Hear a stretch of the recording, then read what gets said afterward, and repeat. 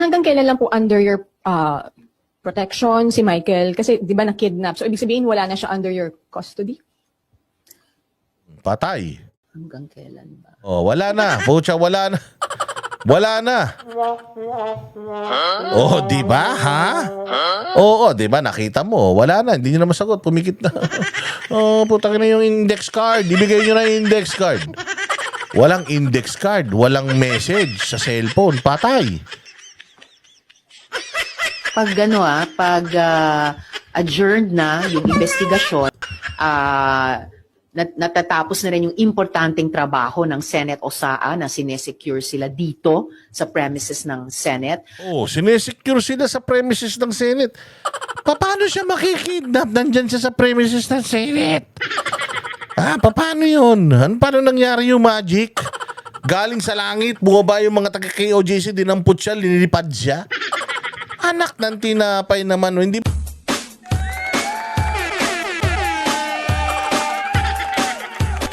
Dancing with the beat with DJ Glenn on the mix.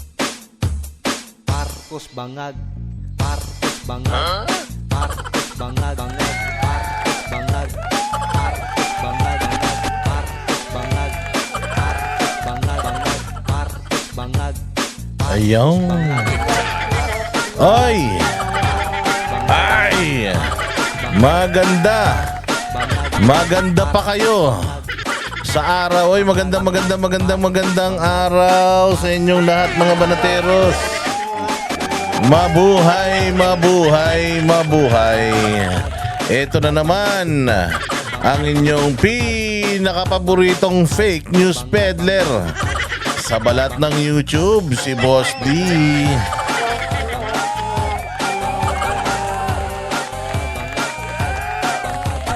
Oo, ang vlogger na hindi niya dapat siniseryoso. Ang vlogger na puro patawa lang. Wala namang kwenta yung mga pinagsasasabi niyan. Ang vlogger na walang basihan. Ang vlogger na hindi dapat siniseryoso. Ang vlogger na hindi niya dapat dinidimanda. At ang vlogger na walang research. Oo, at lalong-lalo na sa lahat, walang alam sa buhay. Another day, another Uratan session with again yours truly, Boss D.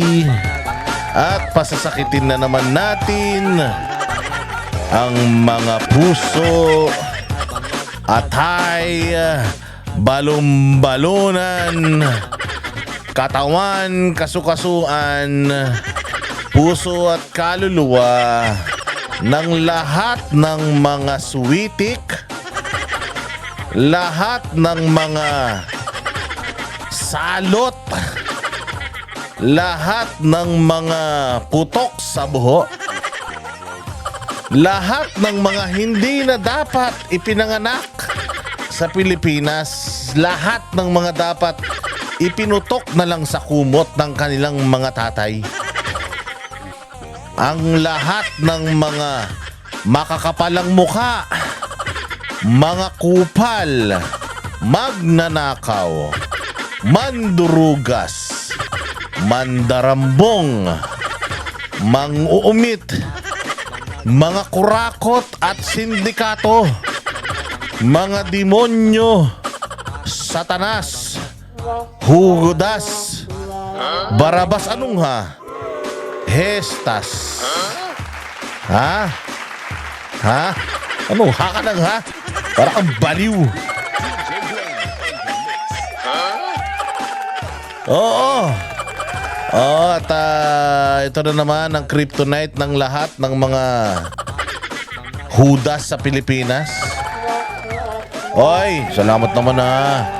Maraming salamat mga kababayan ko, mga minamahal kong mga barateros worldwide na nanood nung nakaraan nating video. Nagustuhan nyo ba yung ating paliwanag yung ating pagkakaintindi sa mga nagaganap sa ating mga bayan-bayanan. Oy, salamat po sa lahat ng mga nagla-like. Salamat sa lahat ng mga nagsishare. Maraming salamat po sa lahat ng mga bagong subscriber natin. Oy, meron pa rin mga nanonood na hindi pa nakasubscribe ha. Mag-subscribe po kayo para makarinig kayo ng mga walang kakwenta-kwenta na mga reaksyon sa mga nangyayari sa bayang Pilipinas.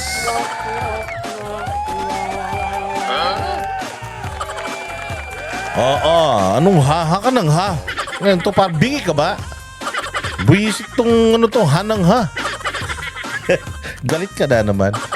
Oo, at tayo syempre papasayahin natin ng mga sarili natin.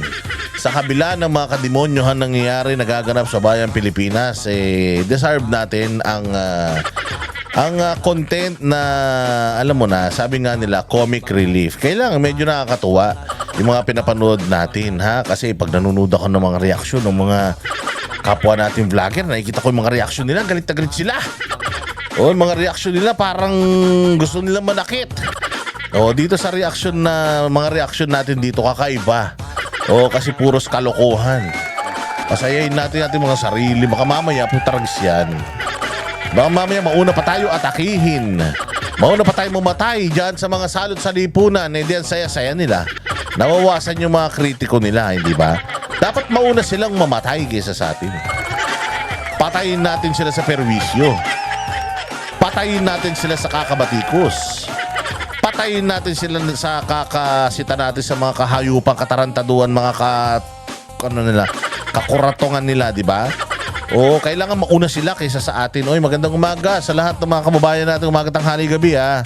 Mga kababayan natin dyan sa Amerika, sa may Canada. Oy, binabati ko yung mga kaibigan ko dyan sa Amerika, si Putragis, si Jake Arsobal, yung mag-asawang si Mr. and Mrs. Jack, ang aking nanay at tatay dyan sa San Jose, California. Siyempre si Ma'am Michua, si Randel Bunaga. Randel Bunaga, hindi ka nagre-reply. Nawala na yung Facebook ko luma. May bago na, nag-message ako sa iyo, hindi mo na naman pinapakinggan. Di mo binabasa na naman kung saan ka na naman nagpupunta siguro. Oo, yung mga kaibigan natin dyan sa Amerika, syempre sila Windel. Oo, yung mga KLC of Los Angeles, ayan. Si Echel, lahat. Sila Sir June. Oo, saka sila, Kuya, nakalimutan ko ng mga pangalan. Ay, syempre, yung pamilya ko dyan sa KLC of Thailand. Oo, ha, yung mga taga KLC of Thailand at saka dyan sa Cambodia. Si Kongkong. Mga kababayan natin dyan sa Middle East and Europe, magandang hapon, umaga, tanghali, gabi sa inyo. Tsaka dyan sa Middle East, o kamusta na ba ang labanan? Sino na ba nanalo dyan sa gera sa Israel at saka sa Iran? Sana matapos na, nag-ceasefire yata, no? O sana magdasal kayo, wag nang matuloy. Grabe pala yung mga yan, ano? Pagka nagpalipad pala ng mga missile yung mga yan, bilyon-bilyon dolyar ang halaga. Walang hiya kayo. Ang dami nagugutom sa mundo. Punyeta kayo.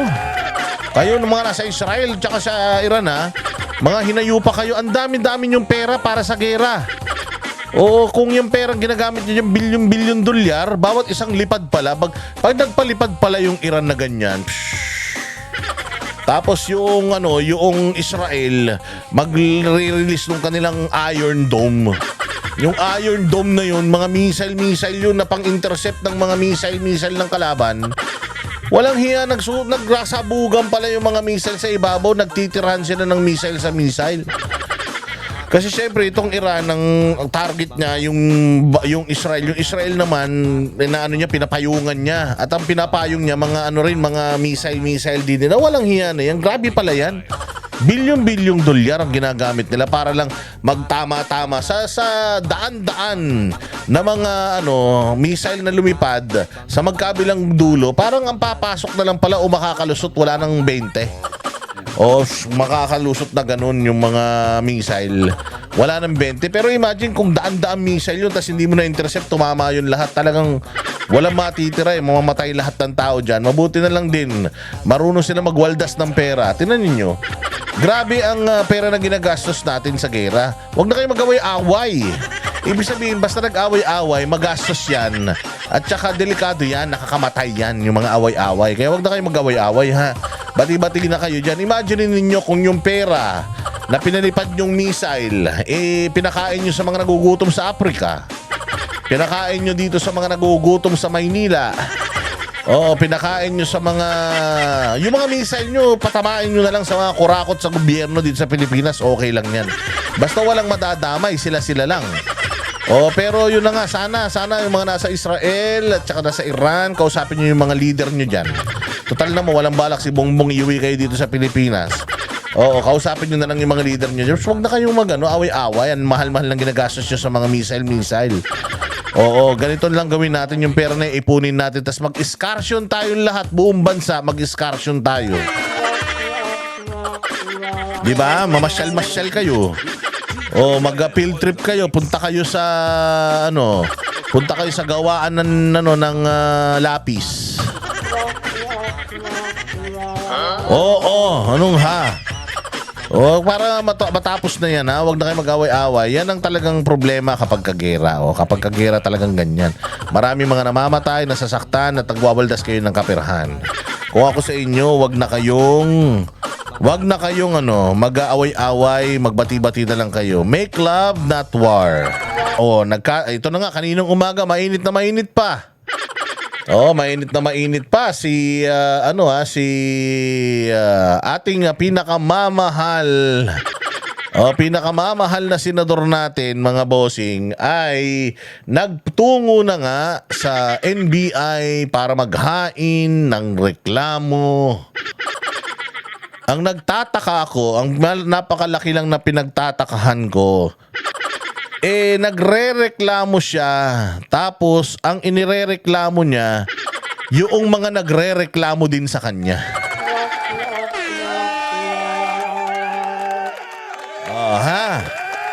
May dala-dala siyang mga abogado, isang buong law firm yung dala-dala niya diyan sa NBI at naghain ng reklamo doon sa mga tao na nagtatanong lang sa kanya. Sinasabi niya na siya daw ay champion. Siya daw ay champion ng human rights, pero ang human rights natin na pagpapahayag, malayang pagpapahayag ng saloobin, kanyang gustong busalan gamit ang pera ng taong bayan. Ikaw na naman, Boss Dada, paano pera na naman ng taong bayan niya? Pera ng taong bayan yan. Senador yan pasahod ng gobyerno yan. Yung opisina niya, lahat ng galaw ng opisina niyan, tayo ang gumagasta, pati kuryente at hangin na sinisinghot ng mga yan. Tayong mayari niyan. So ngayon, meron siyang law firm na dala-dala dyan para sikilin, idimanda, patahimikin yung mga nagpapahayag lang ng mga kanilang mga saloobin. Paano ba kasi nagsimula itong kay alias Rene? Nagsimula itong kay alias Rene noong ginamit niya sa kanyang Senate inquiry. Noong kinasangkapan niya itong taong ito sa kanyang Senate inquiry, paano ba niya nakilala itong si alias Rene? Di umano, nag-email sa kanya. Nag-email sa kanya at dahil daw sa kanilang malupit na vetting, ay ilang beses din nilang hindi masyadong pinansin. Pero kalaunan ay pinansin na rin nila at ginamit nga nila dyan sa Senate inquiry. Kilala ba natin si alias Rene? Hindi. Kilala ko ba si alias Rene? Hindi. Utang ina, pakialam ko dyan. Hindi ko magkilala kung sino yung ulul na yan. Basta ang alam natin, isang dating worker ng KOJC, lumabas yan, nagpakilala dyan sa Senate inquiry ni Risa Ontiveros. So, sino ang nagpakilala sa Pilipinas kay alias Rene? Si Ontiveros. Oo nga, siya ang nagpakilala. Di ba, ikaw ba, makikilala mo ba yan? Anak ng tinapay, ang dami-dami ng problema ng bayan, kikilalanin mo pa kung sino yung timawa na yan. Ito si Risa Ontiveros, pinakilala niya yan sa atin. Nung pinakilala niya yan sa atin, anong sabi natin? Nako po, sinungaling to. Hindi naman totoo lahat ng mga pinagsasasabi nito eh. Hindi ba? Hindi naman. Kasi ganito yan, mga bossing. At para lang malaman ninyo yung history. Kami po ay mga staunch critic ng Kingdom of Jesus Christ. At Pastor Apollo Kibuloy. Kami po ay mga tumutuligsa sa kanya. Tumutuligsa sa kalakaran nila. Tumutuligsa kami sa mga patakaran nila. Akala mo naman alam namin. Na-realize ko, hindi namin pala alam. Ang nalalaman lang pala namin, yung mga bagay-bagay tungkol sa KOJC dito sa media. Yung mga sinasabi ng media, yun lang pala yung alam namin tungkol sa KOJC. Kaya nagkaroon kami ng opportunity para magpunta doon, mag-interview, gumawa kami ng sarili naming paraan para malaman whether etong mga pinagsasasabi ng mga testigo nitong ni Ontiveros ay totoo. Kasi naniniwala na talaga kami. Trial by publicity. Kahit yung media, kaliwat kanan, yung mga propagandista, mga makakaliwa, lahat. Galit kay Pastor Apollo Kibuloy. Hindi man natin alam kung anong mga nagagawa ni Pastor Apollo Kibuloy sa bayan. Hindi naman sila mayabang. Basta ang alam natin, siya ay isang pastor, siya ay maunlad ang kanyang simbahan, siya ay kaibigan ni Pangulong Duterte, pero kung paano pinatatakbo ang simbahan, kung ano ang sistema, hindi natin alam. Nagja-judge na lang tayo dahil lang sa mga naririnig natin sa mga telebisyon. Kaya nga kami ay guilty dyan. Kaya ako ay nag-apologize at nag-a-apologize pa rin paulit-ulit doon sa mga members nitong Kingdom of Jesus Christ na nasaktan ko sa mga masasakit na salitang binitawan ko against them. Actually, wala naman akong sinabing talagang judgmental sa kanila. Yung iba, oo, madami. Na kesyo kulto, kesyo ganito, kesyo ganyan, kesyo ganire, mga ganon. So, ako bilang meron na rin naman akong alam na background tungkol sa kanila, ang batikos ko lang noon kay Pastor Apollo Kibuloy is, ikaw ay isang taong simbahan. Ikaw ay supposedly separation of church and state. Ikaw ay nakialam sa bayang Pilipinas. Ikaw ay sumali sa politika dahil ikaw ay laging involved kay Pangulong Duterte at pinagtatanggol mo rin si Pangulong Duterte. So ikaw ay na-involve sa politika. Ngayon, ginagamit ni Ontiveros kasi ako alam ko talaga na itong hearing ni Ontiveros, pamumulitika lang ito. Sabi ko nga, ayaw mong sumama ka sa politika, ayaw mong mapolitika ka kasi nga political persecution yung ginagawa kay Pastor Apollo Kibuloy. Sabi ko, ayaw mong sumali sa politika, ayaw mong ma-persecute politically, pero dumikit ka sa isang politiko kay Pangulong Duterte. So yun lang naman. So sabi ko, if you are being a victim of political harassment, it's because instead of mag-focus ka na lang sa simbahan, sumali ka sa politika. Kaya wag kang wag kang magulat na pinupolitika ka ngayon kasi nga nakialam ka sa politika na dapat simbahan ka lang, 'di ba? Yun yung sinasabi natin. Yun lang ang sinasabi ko noon. Until malaman ko kung ano pala ang ipinaglalaban nito ni Pastor Apollo Kibuloy. In-invite kami para mga banateros, ang dami niyong sinasabi. Ang dami niyong batikos tungkol sa amin. Sige, ganito na lang. Total naman, galing-galingan kayo, talay-talinuhan kayo. Kunya, akala nyo, ang dami-dami nyong alam. Pumunta kayo dito, tapos lahat ng nalalaman ninyo, lahat ng mga istorya, chismis na naririnig nyo, kaya kayo nagko-komentaryo,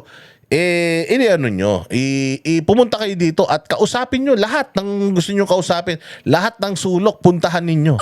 Tingnan nyo kung may nangyayari ba dyan nakabulastugan dyan sa sa aming simbahan. So anong ginawa namin? Anong ginawa namin? Pumunta kami doon. Okay? Pagpunta namin doon, wala kaming Pastor Apollo Kibuloy na nakita. Wala, sinalubong lang kami noong sa airport, tapos dinala kami sa mga kanya-kanya naming hotel. Tapos after kaming dinala sa mga kanya-kanyang hotel, sinakay kami sa sasakyan, tapos pumasok kami doon sa compound. Laking gulat namin nung nakita namin yung compound. So sinabi, ito yung compound namin. Itong compound na to, ang tawag namin dito, parang inorient kami. Ang tawag, kung meron kayong tanong, magtanong lang kayo As in, ganun. Nagda-drive, tapos yung kasama ng driver, yung aming parang tour guide o host. O siya ay dati rin siyang worker na ngayon wala na. Pero kahit wala na siya ngayon sa simbahan, mahal na mahal pa rin niya yung simbahan nila. Oh, nakaalis naman yun. Nagva-vlog pa yun at nagtatanggol pa rin kay pastor yun kahit na hindi na siya full-time miracle worker, kahit lumabas na siya. So ngayon, itong taon na to, ito yung eskwelahan namin, from preschool hanggang college, meron kaming medicine, College of Medicine, meron kaming College of Law, meron kaming meron kaming education, basta lahat ng mga kurso, criminology. So ito yung mga namin, mga top notchers namin sa bar, sa board. So ito yung namin, ito yung may mga scholars kami dito, ganito. So pinaliwanag sa amin lahat. Tapos pagkatapos nun, ipinasilip sa amin yung kingdom. Sabi nila, ito, silipin natin yung kingdom. Wala pa pong ibang tao sa na tagalabas na nakakakita nito.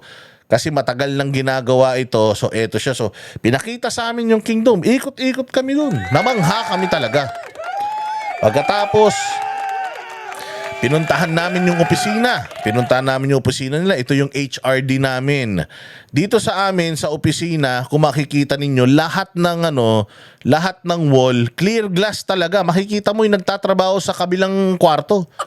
Wala silang partition na mga kahoy o hindi mo nakikita yung ginagawa ng kabilang kwarto. Hindi. Itong kwarto na to, adjacent siya sa kabilang kwarto, kita mo yung ginagawa ng kabilang kwarto, yung sa pangatlong kwarto, kita mo pa rin yung ginagawa. Ganun sila ka-transparent. Matindi, transparent talaga. Kitang-kita mo sila sa loob. Dinala kami sa kanilang library, dinala kami doon sa kanilang records ng kanilang mga workers. Ito yung records ng lahat ng mga workers namin. Ito yung estante ng mga record ng lahat ng mga workers namin na wala na. Nagkaroon ng kaso, problema, merong nilabag na batas, tapos hindi na kayang ayusin. Lahat siya nandito, yung mga kasalanan nila, sinumpaan nila, yung mga pag-amin nila sa mga kasalanan nila, at yung kanilang pagpayag na tsugi na sila. So very organized. Very organized talaga. Tapos dito, meron kaming community dito. Meron kaming Brazilian community. Yung aming Brazilian delegates, nandito yung aming mga Ukrainian delegates. Ito naman yung kanila, magkakasama sila sa bahay. Hiwalay po ang lalaki sa babae. May dormitoryo ang mga babae, may dormitoryo ang mga lalaki. At ang mga lalaki hindi nakikipag-usap sa mga kapwa babae na mga members at mga workers unless meron silang pagkakaanuhan, halimbawa yung trabaho niya, yung ministry nito, kailangan mag-communicate.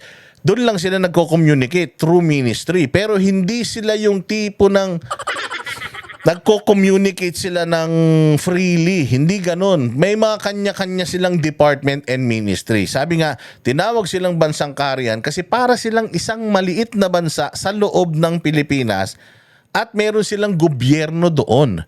Meron silang mga protocol, meron silang mga rules na sinusunod. Lahat naman ganyan. So saan pa kami nakapunta? Naikot namin yung buong lugar na yan. Tapos wala kaming restrictions. Kahit sino yung gusto namin kausapin, nakakausap namin. Halimbawa, may nakita ko nagwawalis, lalapitan ko yun. Kumusta kayo dito? Pinapahirapan ba kayo? Bla bla bla bla bla. Lahat naman sila wala. Okay, so pagkatapos niya, pumunta pa kami sa Glory Mountain, pinakita sa amin yung Glory. Ganda talaga ng Glory Mountain, wala akong masabi. Na-meet din namin yung mga nakatira doon. May community din doon, libo-libo rin ng tao nakatira doon. Community talaga siya. Nakapunta rin kami sa Prayer Mountain na napakaganda.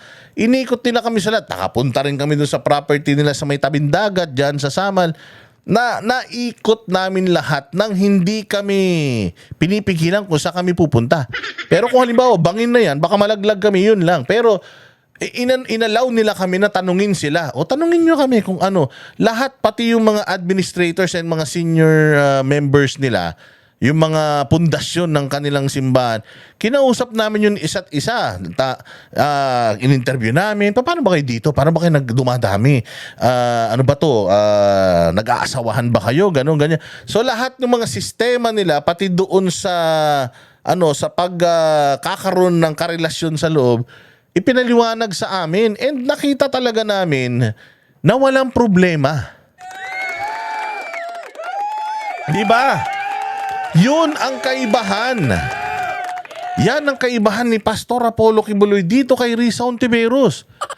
Kasi kami, batikos kami ng batikos sa KOJC. Anong ginawa ni Pastor? I-welcome nyo sila dito. Sabi din ni Pangulong Duterte yun kay Pastor daw noon na the reason why people doesn't understand you, the reason why people are gossiping, it's because nakasara kayo eh. Buksan nyo yung inyong mga pinto sa ibang tao para makita nila kung anong klaseng mga nilalang meron dito sa loob ng kingdom. O so nung binuksan yun, binuksan ni Pastor, nakinig naman si Pastor kay PRD, binuksan niya, pumasok yung mga politiko. Pumasok yung mga tao para makita. Anong ginawa? Nainggit lalo. Sa sobrang inggit, putya yan. Lalong siniraan. Gusto pang nakawin yung kanilang mga property animal na yan. Dami mga politiko nagsipuntahan. Yun pala ang target. Nainggit, tapos invite pa ng mga media. O sige, interview. Tapos yung interview, tinitwist. Diba? Ang dami nagpunta dyan. Si Chris Aquino, sila Jessica So. Dami nagsipagpunta dyan. Ang ganda naman ng presentation sa kanila, pero yung kanilang pinapalabas, puros kabulastugan. So yan ang sinasabi natin. Ganyan si Pastor Apollo Kibuloy sa mga kritiko niya.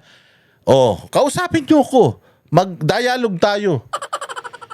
Tapos lahat ng tanong nyo sasagutin ko. Lahat ng mga batikos nyo, lahat ng mga chismis nyo, sasagutin ko. Hinarap kami ni Pastor Apollo Kibuloy nung nagpunta kami dyan. Bantakin mo, alas 10, nandun dyan kami, alas 10 ng maga. Paikot-ikot na kami, pag-alagala na kami, nag-i-interview na kami ng kung sino-sino. Minute niya kami, mga bandang mag-aalas 9 o alas 10 na. Tapos, sabi niya, kamusta kayo? Kamusta naman yung pag-ikot-ikot ninyo? Sit down na kami. Ako si Pastor Apollo Kibuloy. Magandang gabi sa'yo, Boss Dada. Sabi nga niya, Banat Bay. Hello, Banat Bay. Balita ko, binabanatan mo ako. Gusto ko yan. Kasi kahit kaibigan ako ni Pangulong Duterte, walang Duterte sa'yo. Basta mali sa tingin mo, babatikos ka. Maganda yan. Ngayon, Banat Bay, anong gusto mong itanong sa akin? Ayun na, question and answer na kami lahat, head on. Ako, tinanong ko talaga yung mga critical. Tinanong ko yung mga kaso, ano ba itong mga kaso? Pinaliwanag sa amin lahat. Yung mga kaso sa Amerika, paano siya nahuli sa Hawaii, yung mga kaso dito sa Pilipinas, yung mga tao na mga kinuha nito ni Ontiveros, na mga kung sino-sino itong mga to, kilala nila eh. Lahat yan mga tiwalag. So kapag katiwalag, anong ibig sabihin? Meron na yung personal na galit. Pinaliwanag sa amin lahat. Ako, ang tanong ko, bakit mo pinagpapalimos yung mga member mo, tas ikaw, yaman-yaman mo? Yun mga tanong ko. Wala akong pinagpapalimos, wala akong namamalimos dito sa amin. And even yung mga tao saying, walang namamalimos sa amin. Meron kaming levels dito, at yung mga nagsisimula pa lang nag-a-apply at gustong maging full-time miracle worker, pagdadaanan nila yung pagtitinda. Kasi syempre lahat naman ng simbahan merong mga kanya-kanyang mga fundraiser yan.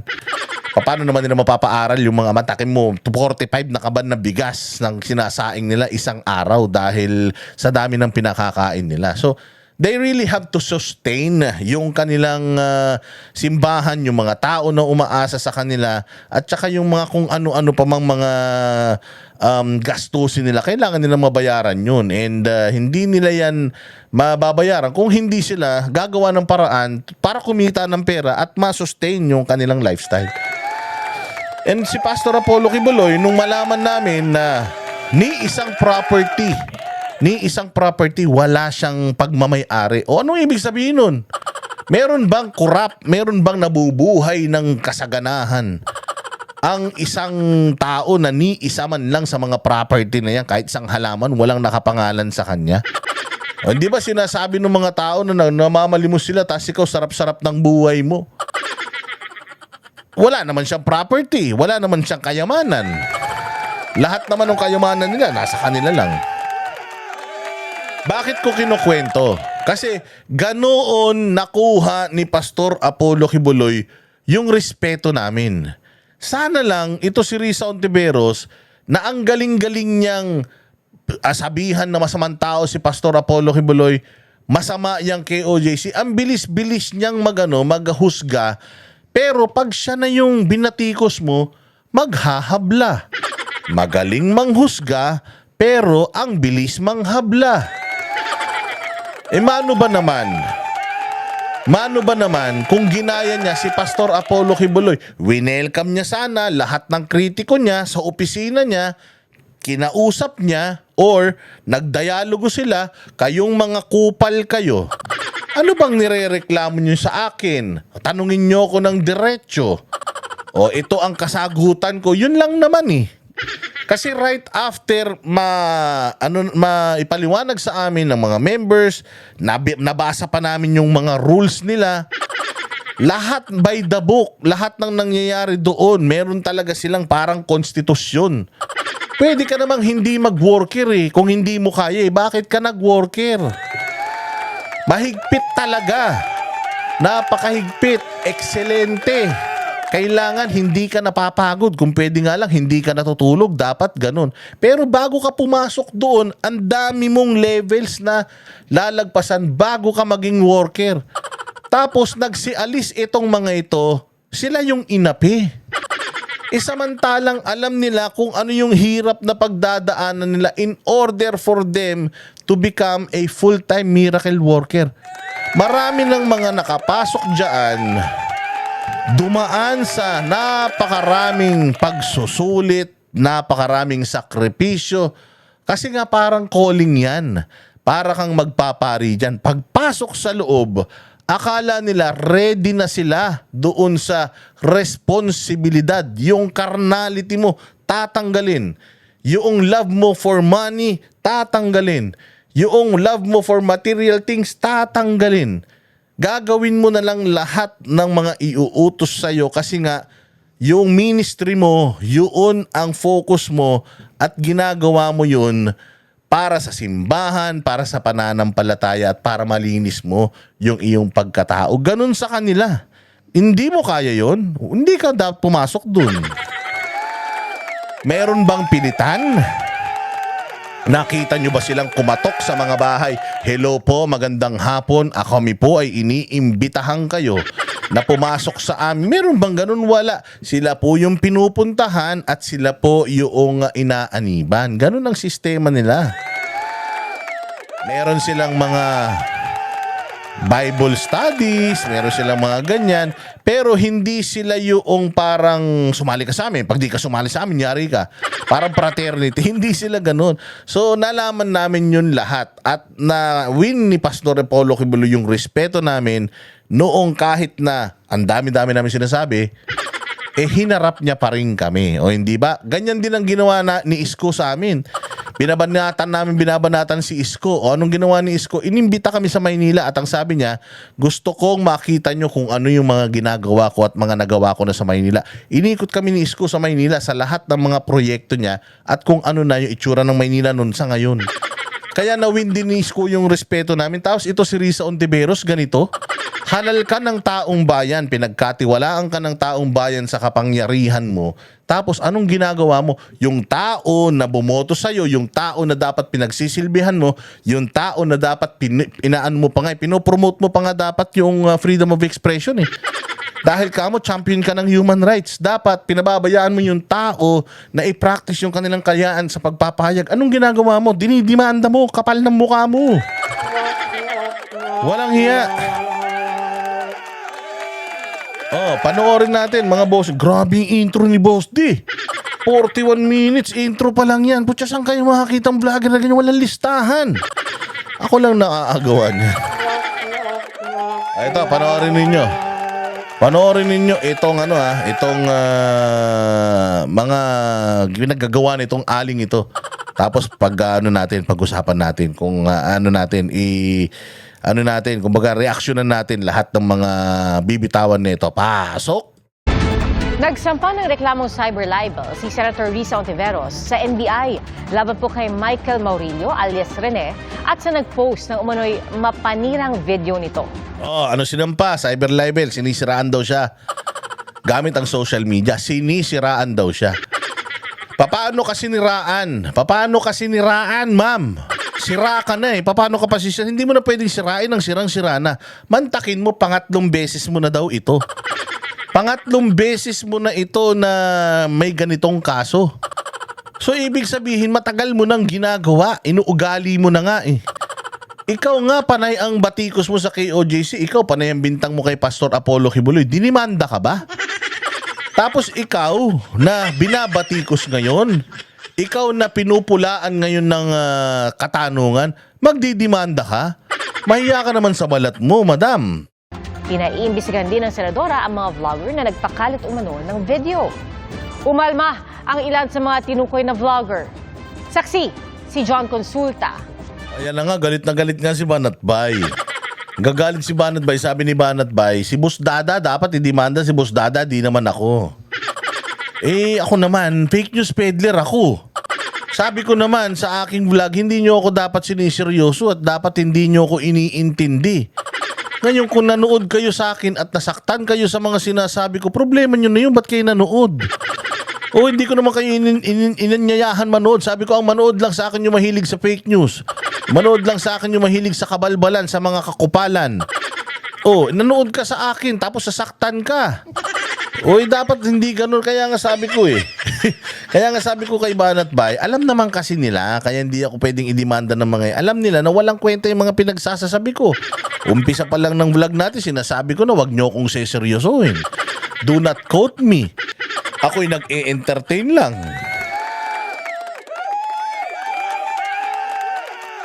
Di ba? Hindi ko naman pinakakalat to. Ito yung programa ko. Pwede kang manood, pwedeng hindi. Alam mo na nga na fake news peddler ako, nanonood ka pa sa akin. Anong ibig sabihin mahilig ka sa fake news? Okay na yun. Nag-i-enjoy lang naman tayo, naglilibang lang naman tayo. Galit na galit kasi si Banatbay sa akin. Bakit ako na naman? Ba't hindi ikaw? Ba't ako? Sabi ko, ako naman kasi pag nagtanong ako kay Maring Risa, umaayos naman yung mga tanong ko. Kayo naman kasi masyado kayong matatapang. Masyado yung inaaway si Ma'am Risa. Ang bait-bait niyan eh. Tingnan nyo nga itsura niya, mukhang walang muwang.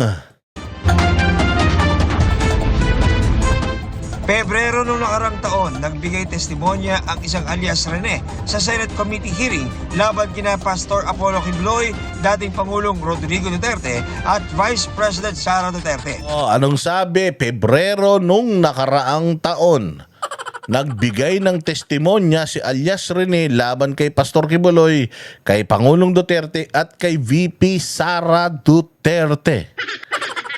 Nagbigay ng statement saan? Sa Senado. Kilala ba namin to si alias Rene? Hindi, ipinakilala mo. So pinakilala mo, nakilala namin, sinabi namin, sinungaling yan. Kalaunan, tinuklaw ka. Ngayon, nung tinuklaw ka, tinanong ka namin, ma'am, may sinasabi to tungkol sa'yo. Anong masasabi mo rito? Anak ng tinapay, nagdemanda ka? Tinuklaw ka ng asset mo. Malademonyo tong batang to, tapos sinuwag ka, tapos magagalit ka sa amin. Unang-una sa lahat, kung itong batang ito hindi background check mong maigi, di sana hindi ka blindsided. Di sana alam mo na satanas ito, hindi mo sana siya ginamit. Ginamit mo eh.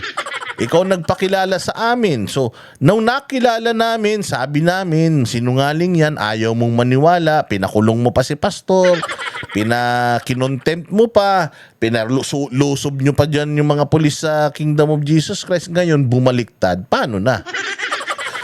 Paano na, ma'am? Magagalit ka sa amin na bumaliktad yan? Tanga ka ba? Magalit ka sa sarili mo kasi kung inalagaan mo ito, Sana hindi bumaliktad ito at saka kung totoo ang sinasabi nitong batang ito, sana hindi siya nag-recant. Ngayon sasabihin mo na bayaran itong batang ito kaya binabanatan ka. Bakit mo nalaman na bayaran itong batang ito? Kung hindi mo siya binayaran, hindi mo sana malalaman na bayaran siya. Kasi ganito yan eh. O halimbawa, lumapit sa akin yan. Hindi naman humingi ng bayad sa akin yan. Binanatan niya yung mga pinakamalalakas na mga tao sa politika, hindi ko naman binabayaran yan. Eh ngayon, bigla siyang bumaliktad. O hindi ba bigla siyang bumaliktad? Tapos ang unang lumabas sa bibig mo, binayaran nila yan. Paano mo malalaman na binayaran nila yan kung hindi mo binayaran yan? Question yun Question yun. Di ba halimbawa, meron isang babae, putatsing yung babae. Chinukchak mo yung babae na yun kasi nga bayaran siya, binayaran mo siya. Tapos chinukchak mo siya. Biglang nakita mo ilang araw jowa niya na si Jay Guevara. Anong ibig sabihin nun? Alam mo na binayaran din ni Jay Guevara yun para machukchak niya, tama? Kasi nga umpisa pa lang alam mo bayaran na yun. Pero kung halimbawa, itong babaeng ito, mahilig siya sa pogi. Si Boss Dada, naging jowa ni Boss Dada, hindi ko binayaran, talagang niligawan ko. Matinong babae, naghiwalay kami, pagtingin ko na kay Jay na. Magtataka ako, pucha yan, paano pumatol kay Jay to? Mahilig sa pogi to, kaya nga ako ang ginawa nito eh. Pero hindi papasok sa isip ko, na binayaran ni Jay itong babae na to para maging jowa niya. Bakit? Kasi ako hindi ko binayaran yan. Niligawan ko yan. Baka niligawan ni Jay. Mas magaling lang siya manligaw sa akin kaya jowa niya na ngayon. Ganun yun. Pero the fact na ang unang lumabas sa bibig mo is binayaran yan ng KOJC. Kinidnap yan ng KOJC. Di ibig sabihin gawain mo yung pangkikidnap, yung pagbabayad. Bakit? Kasi yun ang namumutawi sa labi mo. Sabi nga nila, the abundance of the heart, the mouth speaks. Yung marami ka sa puso mo, yun ang lumalabas sa bibig mo. So kung lumalabas sa bibig mo, bayaran ito. Lumalabas sa bibig mo, ano ito? Kinidnap ito. Baka gawain mo.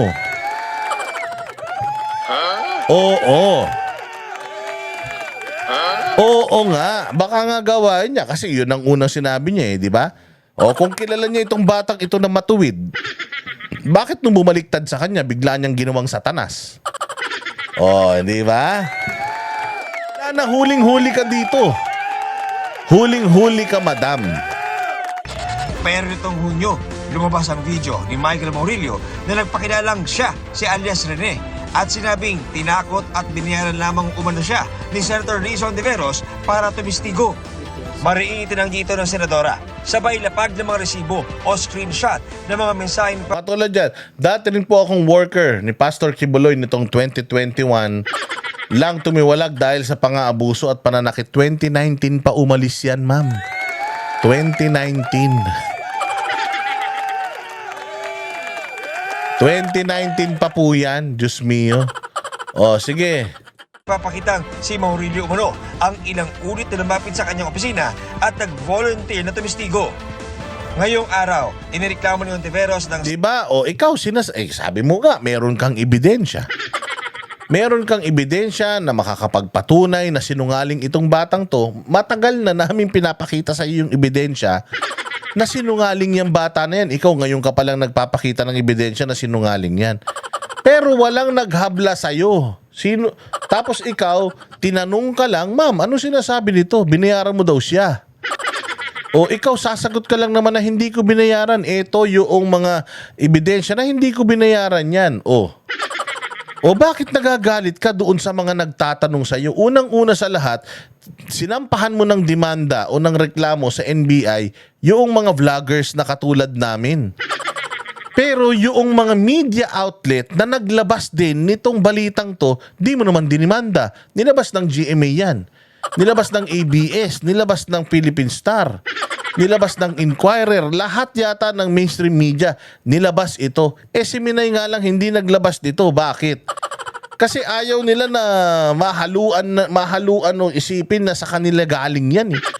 So lahat ng mainstream media naglabas nito, tapos ang dinimanda mo, vlogger? Di sana lahat dinimanda mo. Di sana dinimanda mo yung mainstream media na naglabas din nito. O hindi ba? Kasi nalaman ito ng buong Pilipinas, lalong-lalo na nung walang mga social media. Di naman nanonood sa YouTube, di na naman nag-Facebook. Yung mga nasa liblib na lugar sa Pilipinas na mga magsasaka, na mga walang social media, nalaman nila tong issue na to dyan sa mga mainstream media na naglabas din itong video na to. O bakit ang dinidimanda mo lang, vlogger? Namimili ka. Bakit hindi mo idemanda yung mga mainstream media? Bakit? Bakit? Dahil meron kayong kasunduan? Tatanong lang. Nagtatanong lang. O hindi ba? Sobrang unfair mo naman, madam. Cyber libel si Maurilio sa NBI. Kasama rin sa sinampahan ng reklamo ang nagpost ng video na Pagtanggol Valiente social media account. Katulad yun, si Pagtanggol Valiente. Kung halimbawa, di ba ginawa namin yan noon kay General Bantag? Yung Banateros, kinontak, tapos nagpa-interview sa amin si General Bantag. Nakatakip yung mukha, hindi namin alam kung nasan siyang lugar. Basta sinendan kami ng link, Zoom pa yun Zoom. Hindi kami magkakasama sa isang kwarto. Zoom link yun. In-interview namin siya, ba't ka ba nagtatago? Ano ka ba? Ba't ganito ganyan? Alam mo ba na gusto kaming idemanda noon ni Secretary Boying Rimulya ng DOJ? Pero sinabi ng mga magagaling na mga abogado, bakit mo sasampahan ng demanda yung mga vlogger na nag-interview lang naman? Ini-interview din naman ng mainstream media yung mga terorista, Abu Sayyaf, Maute, di ba? Ini-interview din naman nila, kalaban ng gobyerno yan. Pero pinasasara ba ng gobyerno yung media outlet? Hindi. Mga vlogger naman kayo, hindi kayo media. Ang sabi nga ng mga abogado, saklaw na daw kami nun.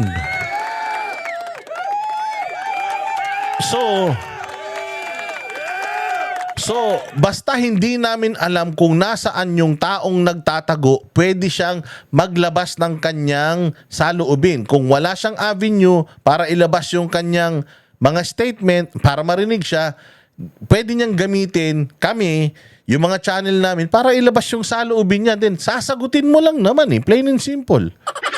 In-interview ko nga. In-interview ko. Anong kasalanan ko dun? Bakit hindi mo siya sinumbong sa amin? Wanted yan. Oo nga, wanted. Paano ko isusumbong sa'yo? Hindi ko man alam kung nasa Zoom nga lang kami. Paano namin malalaman kung nasan yan? Di ba hindi kami na-demanda nun? Kasi nga, trabaho yan.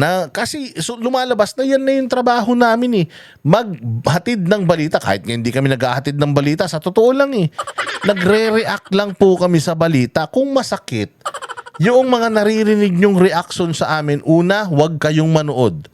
I-block nyo kami, i-unsubscribe nyo kami. Kung sa tingin nyo sinungaling kami, walang makikinig sa amin kung sinungaling kami. Hindi ba? Pwede naman kami i-counter nung mga naniniwala sa inyo. O kaya, kung ayaw nyong mababatikos kayo ng mga taong katulad namin, wag na kayong magpolitiko. Layas na! Ang ginagawa nyo dyan. Pero katulad ng sinasabi ko, hindi kami nasampahan ng demanda nung aming kinausap si Bantag kahit wanted na siya nun. Ito pa kaya? Wala namang kaso to si alias Rene. Ito si alias Rene naghanap lang ng platform para mailabas niya yung kanyang saloobin. Kasi nga naman, delikado buhay niya. O kung sinasabi nila Ontiveros, delikado buhay nila sa ginawa ni Rene, mas delikado buhay ni Rene. Mag-isa siya. Wala siyang kapangyarihan. Si Risa Ontiveros, senador, tinan mo, sa sobrang lakas ng kapangyarihan niya, kaya niyang magpunta sa NBI at kaya niyang sakasuhan lahat sa NBI dahil may pera siya, may mga abogado siya. Itong bata, wala. Kung totoong nanghihingi lang ng pera sa kanya, kung totoong nanghihingi lang ng pera sa'yo, ibig sabihin, walang kapasidad, walang kakayanan yung batang ito. So, sinong delikado? Yung bata o kayo? Mas delikado yung bata. Sarili lang niya yung meron siya.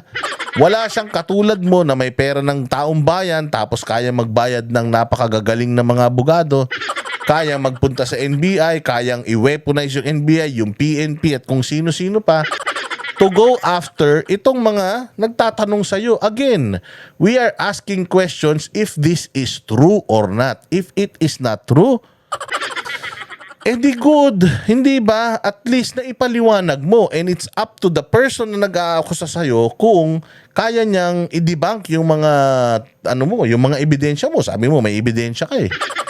O hindi ba? Di ganun lang yun. Maglabanan lang kayo ng ebidensya. Sabi ko kasi patawag mo Senate inquiry to. Magharap kayo dun. Di ba? Napaka ma-impluwensya mo na tao. May pera ka, may mga abogado ka, tapos nahaharas kayo. So ikaw pa yung nahaharas, na ikaw pa yung nagsasampa ng demanda sa mga vlogger na nagtatanong lang naman sa'yo. So ano yun? Bawal ka nang tanungin? Special ka? Ha? Disney princess ka?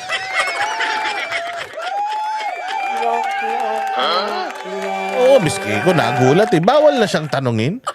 Bawal ka nang tanungin kung pribadong tao ka na. Bawal ka nang isama sa mga iskandalo kung pribadong tao ka. Pero halal ka ng taong bayan, meron ka pa 3 taon sa pwesto. Uy, siguro, ka pa, subject ka pa to criticism bilang isang government official. Unahing layunin ng reklamo, alamin sino o sino-sino ang nasa likod ng pag-produce ng video. Pero sa isa pang Facebook video kahapon, muli nagsalita si Maurilio at iginiit na hindi siya kinidnap ng Katulad niyan, sinasabi mo kinidnap siya. Anong sagot ng bata? Hindi ako kinidnap. So paano na? Sinong paniniwalaan namin sa inyong parehas kayong sinungaling? Itong batang to, sinungaling, bumaliktad. Ikaw din, meron ka ng history ng pangdodoktor ng mga testigo at testimonya. So kanino kami maniniwala? Parehas kayo sinungaling. Kaya sabi ko sa inyo, the birds with the same feather fights together. Kingdom of Jesus Christ at hindi rin siya binayaran o pinilit na sabihin ang kanyang mga sinabi sa video. Handa raw siyang panindigan ang kanyang mga sinabi. Pinabubulaanan rin niya ang mga nilabas ng umano'y mga patunay na siya ang nauna. Pinabubulaanan niya. Anong ginawa niya? Dinimanda ka ba niya, Risa? Di naman, pinabubulaanan niya. So kung meron kang sinabi niya hindi. Labas ka ulit ng ebidensya, pinakamaganda, mag-usap kayong dalawa. Parehas naman kayo sinungaling eh.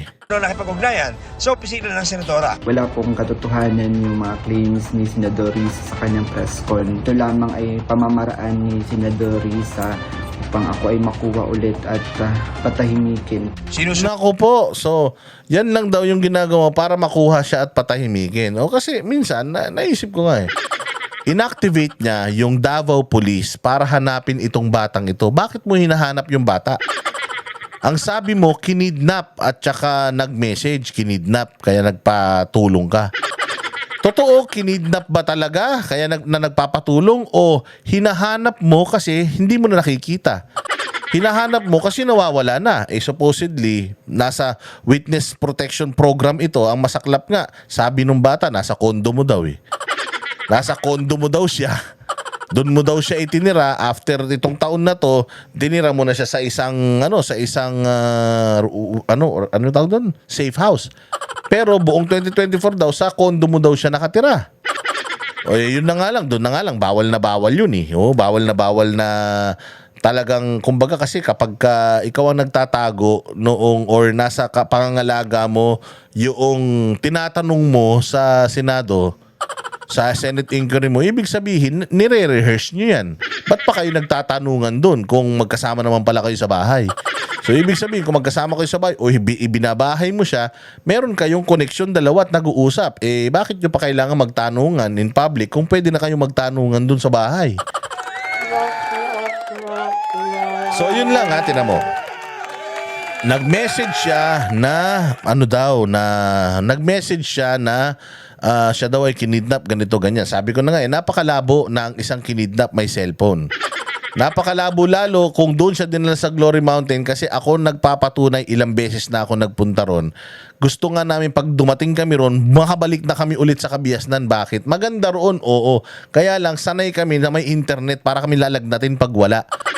Hindi lang internet ang wala doon, pati signal wala doon, as in hindi ka makaka-text talaga, as in bokya, walang signal doon.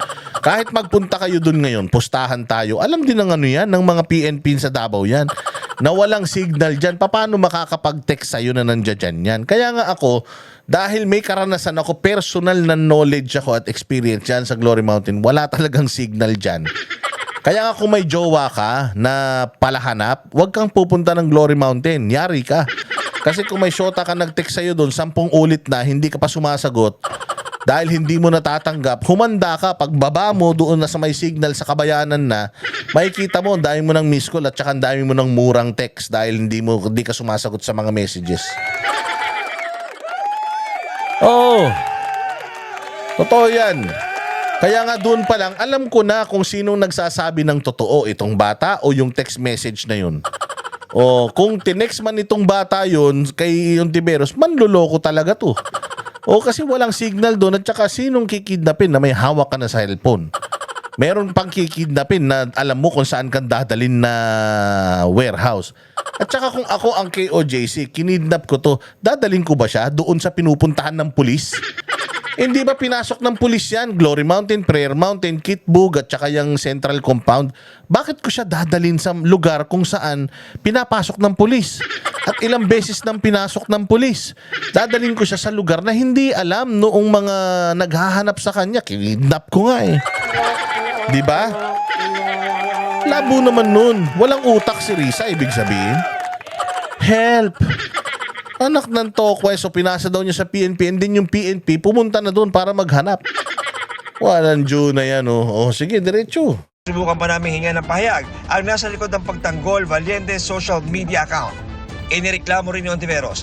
Ayan, yung mga 12. Trixie Cruz, Ahmed, Crisette, Rob Rances, si Sasasot, Aaron Peña, Jason sa Banat by 2.0, Tio Moreno, Redel Esguerra, Joey Cruz, si Ka Eric Celis, and si Libayan. Yan ang pinakamaganda. Balagay ko dahil kay Risa Ontiveros magkakabati na si Banat Bay at saka si Attorney Libayan.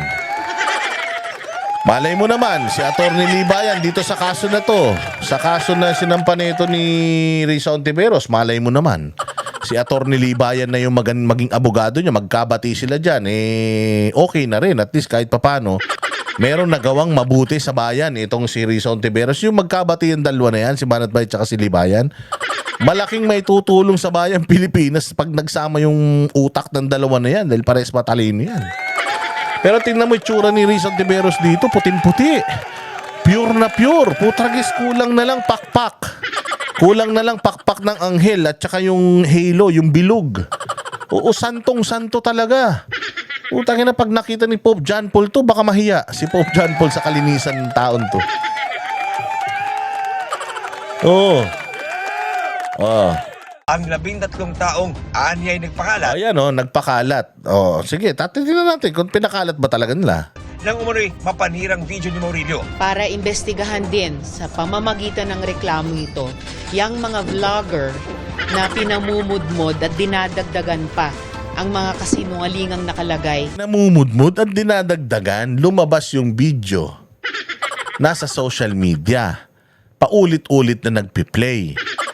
Pinanood, meron siyang sinasabi tungkol sa'yo. Kaya in-address sa'yo, ma'am. May sinasabi tungkol sa'yo. Binabayaran mo daw siya. O, paano pinamudmod? Piniresinta yun sa'yo para sagutin mo. Unang-una sa lahat, di nga namin kilala yan. Ikaw ang nagpakilala sa amin yan. So, kasalanan mo yan kung bakit namin kilala yan. O, tapos ngayon, galit na galit ka sa vlogger. Bakit yung vlogger lang? Bakit hindi mo idemanda yung mga media outlet? ABS-CBN, GMA, o TV5. Lahat naman sila naglabas niyan. Risa H. Bakit yung mga kinakayan-kayanan mo lang? Bakit yung mga vloggers lang? Hindi ako magtataka kung one of these days, demanda ako niyan. Pero bakit kami lang, mga vloggers lang na kinakayan-kayanan mo? So are you using your legislative powers to go after your critics?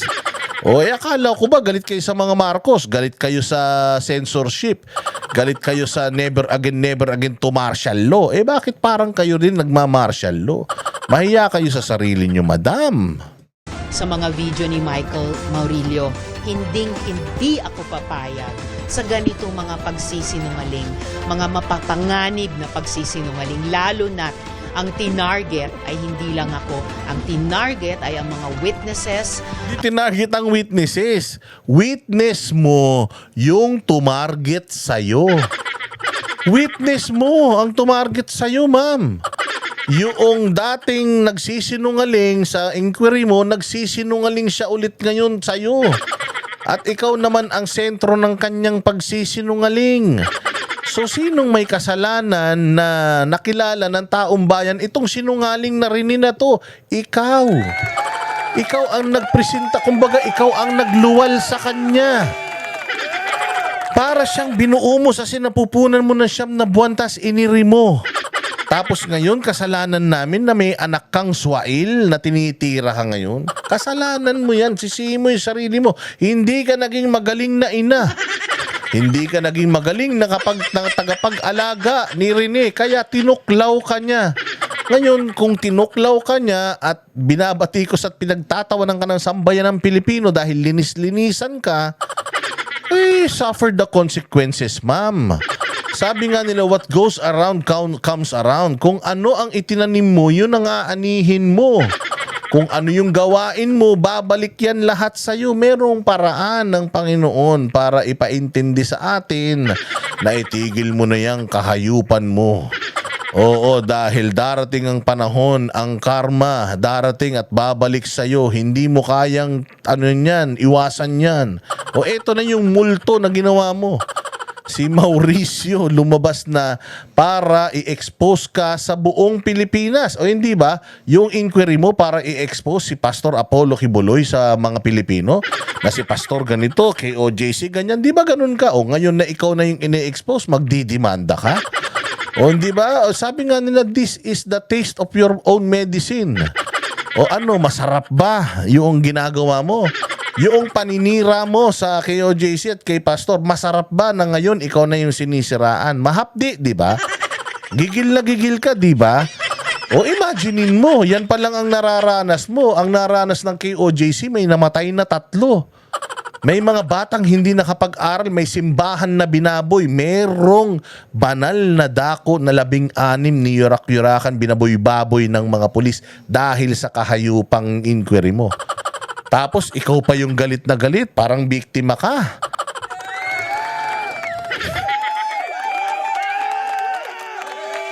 Mahiya ka.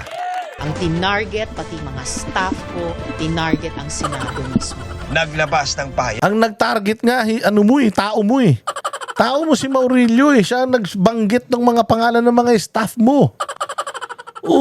Kalala ba namin yung mga staff mo? Hindi naman.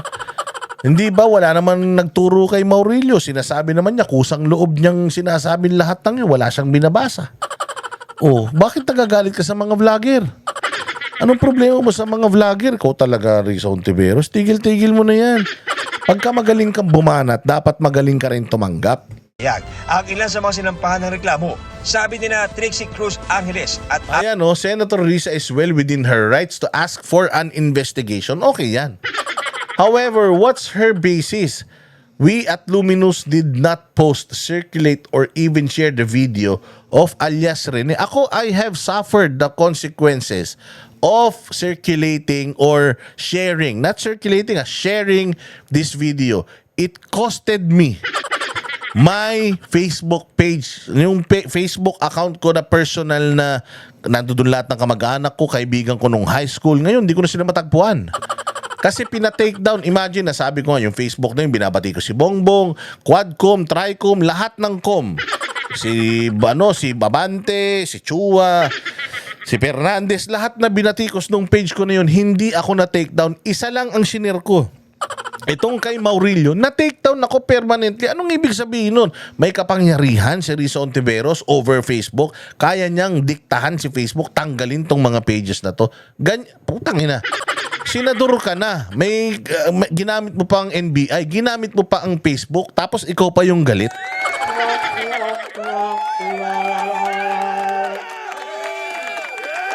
Di ba? Sige, diretso. Amit pang ginawan, hindi nila ipinakalat ang video ni Murillo.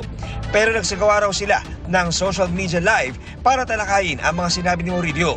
Talakayin. Because it's in social media, tinalakay. Masamang talakayin, tinalakay din ng saksi. Tinalakay din ng GMA Integrated News, tinalakay ng TV5, UNTV, tinalakay ng ng lahat, pati bilyonaryo. Lahat ng mga social media platforms at saka media outlet tinalakay. Bakit? Vlogger lang dinidemanda mo, hindi mo idemanda yung mga Lopez, si Gozon.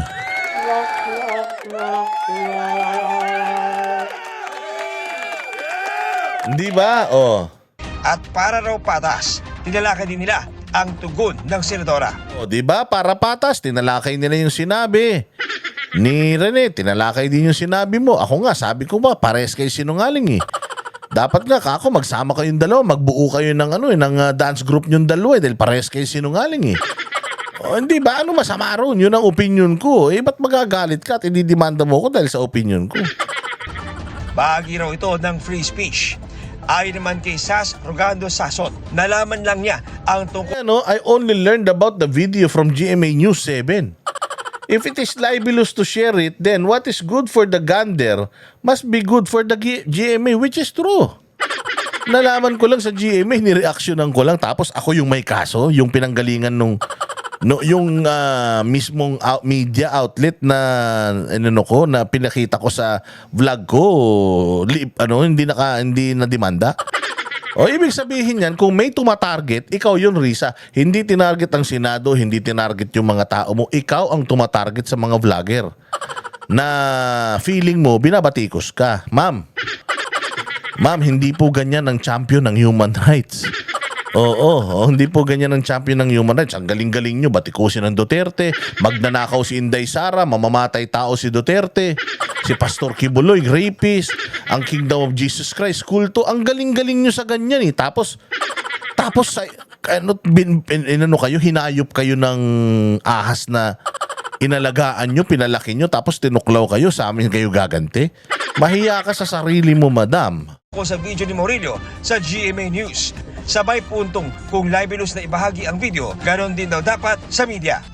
Sabi ni Joy Cruz, dapat mag-focus ang senadora sa pagsagot sa... Sagutin mo yung aligasyon ni Michael Maurilio. Idemanda mo si Michael Maurilio. Yun ang tamang mong gawin dahil kayong dalawa ni Michael Maurilio magkaaway dito. Hindi naman kami kaaway mo eh. Nagtatanong lang kami at ibinabalik lang namin sa iyo yung kayabangan mo. Yung kaartihan mo, ibinabalik lang namin sa iyo kasi sabi namin linis-linisan ka tapos hindi ka pala malinis. Sabi ni Maurilio, sinong ididemanda mo? Kami hindi, demanda mo si Maurilio. Siya ang naglabas ng balita, hindi naman kami gumawa. Ako ba sinabi ko na ginawa mo yan? Ako ba sinabi ko before Maurilio na binayaran mo siya? Di ba? Wala naman kami sinabing gano'n. Siya mismo, si Maurilio mismo nagsabi binayaran mo siya. Tapos, uy ma'am, binayaran ka daw. Pinarating na nga namin sa iyo yung balita eh. Tapos nagalit ka pa sa amin. Sabi nga nila, wag mong anuhin yung messenger, wag mong patigilin yung messenger, yung mensahe. Yun ang i-address mo, hindi yung nagdala ng mensahe sa iyo. Sa mga aligasyon ni Maurilio, isa lamang daw siyang political observer at may karapatang magpahayag ng opinyon. Exactly. Political observer, therefore may karapatan na maglabas ng kanyang sari-sariling opinyon. Sinusubukan pa namin kunan ng Ayaw talaga Bait.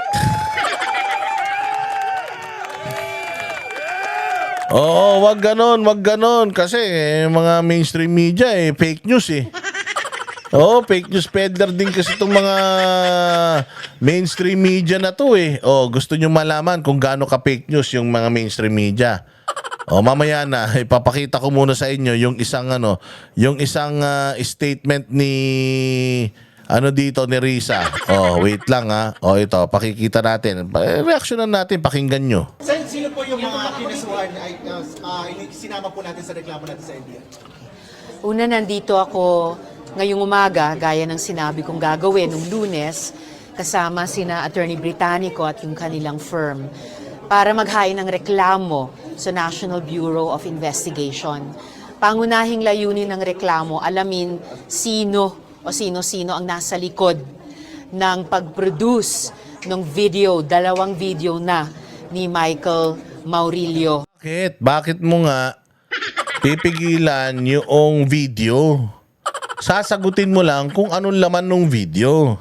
'Di ba? Kung ikaw kumpiyansa ka na nagsasabi talaga ng kabalbalan itong si kasinungalingan ito si Maurilio, di bakit mo ipapa-take down yung video niya? Dapat ina-address mo yung video niya kung maalat na hindi ba? Bakit iniimbestigahan mo ngayon kung sino nagpakalat ng video? Nagpakalat ng video si Maurilio.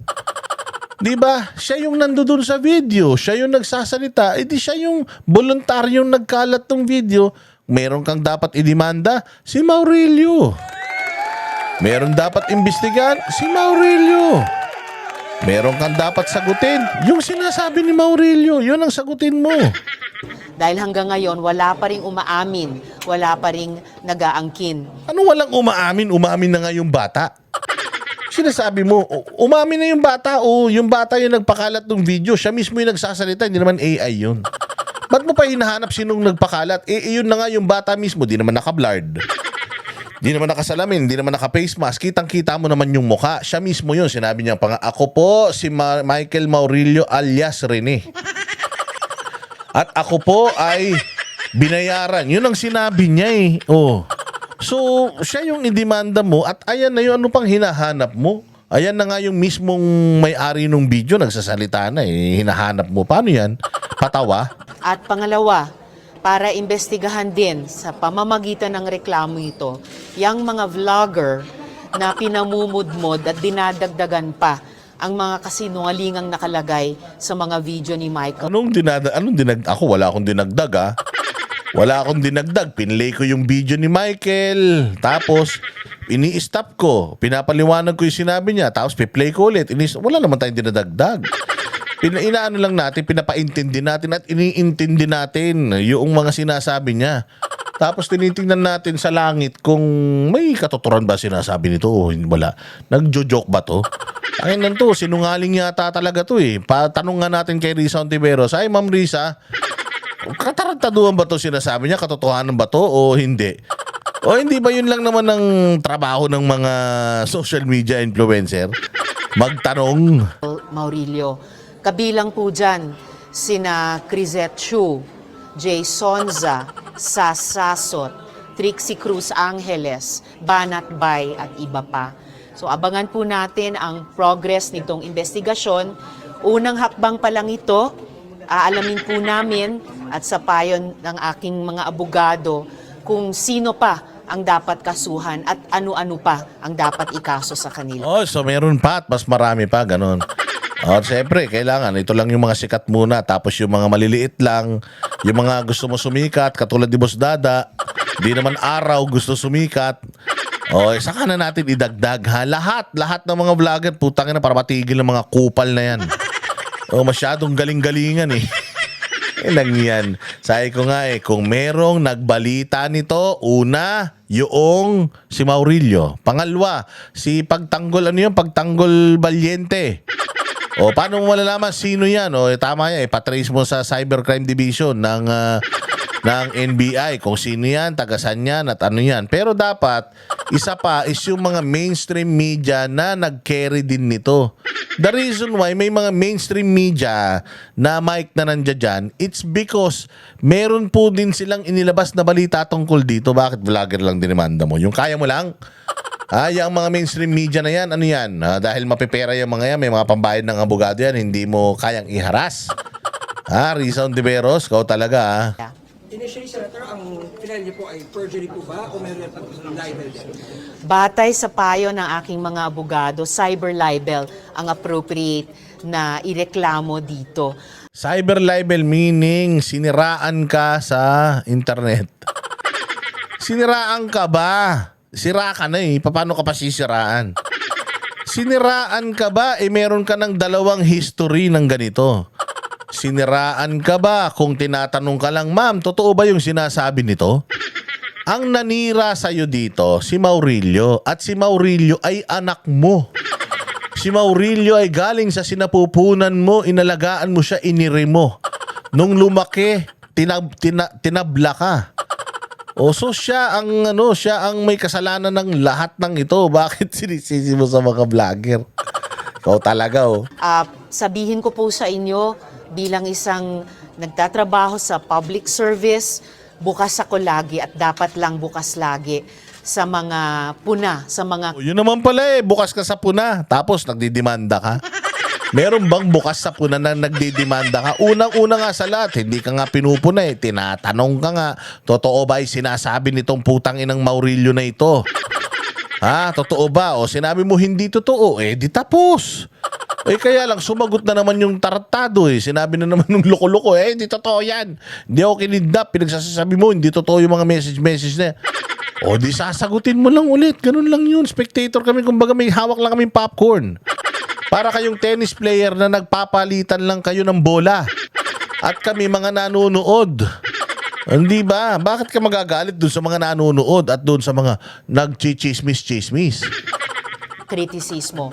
Pero hindi ako papayag sa ganitong mga pagsisinungaling. Hindi ka papayag kasi ikaw yung subject. Hindi ka papayag kasi nabisto, ganon. Huwag ganon, ma'am. Huwag ganon. Dapat kung gaano tayo katapang sa inyong mga statement sa mga politically pinipersecute nyo. Halimbawa nga, si Inday Sara, si Duterte, si Pastor Kibuloy, kay OJC. Kung gaano ka katapang na magbintang sa kanila, dapat, ano ka rin. Dapat marunong ka rin tumanggap. At saka, ang galit na galit ka, tinarget ang Senado. Ikaw nga, tinarget mo simbahan Diba? Ikaw nga, tinarget mo simbahan. May namatay pang 3 Diba? May namatay na 3, may human rights violation, daming nakasuhan, daming nasaktan. Ikaw pa yung biktima. Sa totoo nga lang, yung kay OJC nga, hindi nga sila nag-iiyak katulad mo Ikaw na nga yung may kagagawan nung nangyari sa kanila, ikaw pa yung biktima, ma'am. Grabe naman yan. Mga mapapanganib na pagsisinungaling, lalo na't ang tinarget ay hindi lang ako. Ang tinarget ay ang mga witnesses, ang tinarget pati mga staff ko. Grabe ka, kawawa ka naman. Tinarget kanino? Ng aso mo. Aso mo yun, ikaw nagpalaki, ikaw nagpakain, ikaw nagturo, tapos kinagat ka, galit ka sa tao.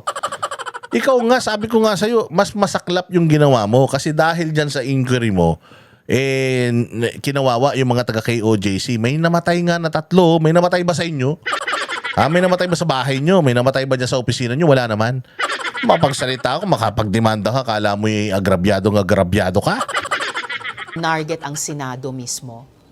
Senador, ilan ang ireklamo nyo? Sir? Ilan po ang ireklamo nyo? So far, 1 dosena. Pero batay nga sa mapag-aalaman ng NBI sa kanilang investigasyon, maaring dumami pa po yun at maaring dumami pa dagdag sa cyber libel ang iaakakusa ko sa kanila. Yung inyo po mga binanggit na pangalan, Senator, sila po kasama po sa kaso ito? Kasama na po sila dito sa reklamong inihain namin ngayong umaga. Magbubukas ba tayo send ng inquiry on them? Diba parang profilation of fake news na naman to? Nasimulan na yan ni Senator Kiko Pangilinan. Revelation ng fake news. Nagbalita ba kayo? Mga putang inang mga media to gaslighter din Mamaya papakitaon kayo ng fake news na media. Mamaya na, putang ina nyo mga media kayo, mga kupal kayo Gusto nyo na naman kaming imbestigan? Putang ina nyo, kayo nga mga fake news peddler? Kayo nga mga media ang fake news peddler, mga hayop kayo, tapos kami na naman. Nagtanong lang kami, pinakita lang namin yung video inano lang namin sinare lang yung video na yun. Yan nung sinasabi yung fake news. Mga gago. Hindi pa naghahatid ng balita. Nung nakaraang 18th Congress pa.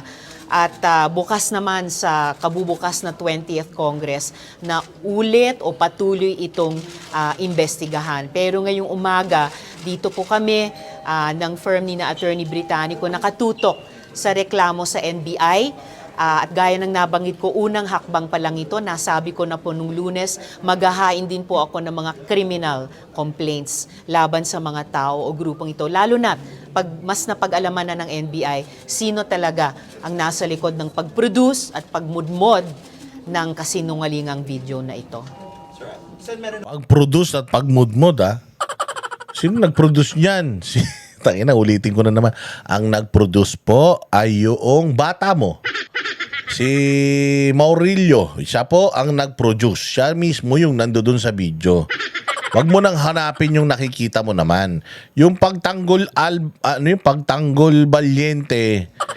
Ayan, pwede mong hanapin. Pero ganun pa din. Hindi mo pwedeng isanction si Pantalion Alvarez. Hindi.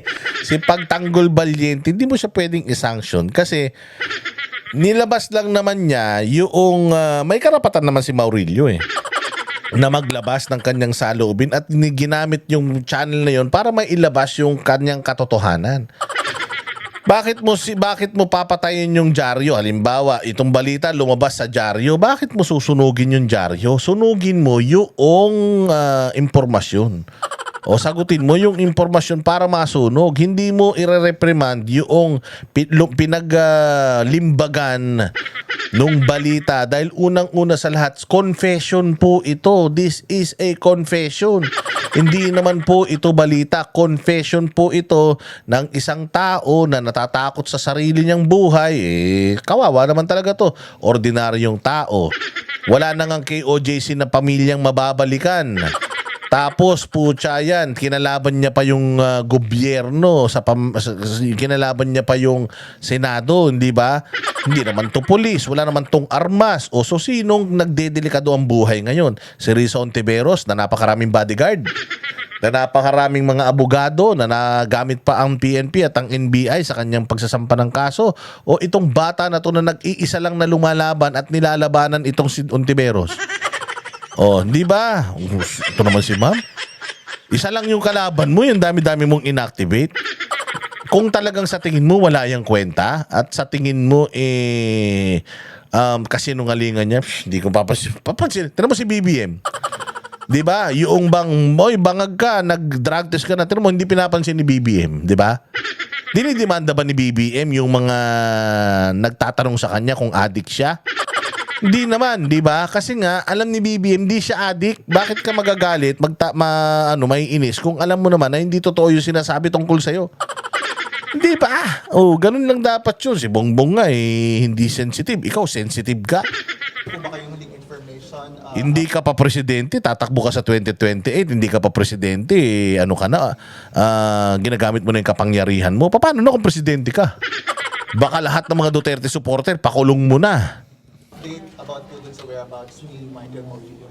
Wala pa ring firm updates about that dahil pagkatapos nung kanyang mga huling mensahe sa opisina ko noon lamang June 22 at 23 nitong 2025. Imagine, just a little more than a week ago, naghuhumingi ng rescue dahil siya daw ay kinidnap ng KOJC at siya daw ay dun Pinipilit mo na kinidnap siya, sinasabi nga niya hindi.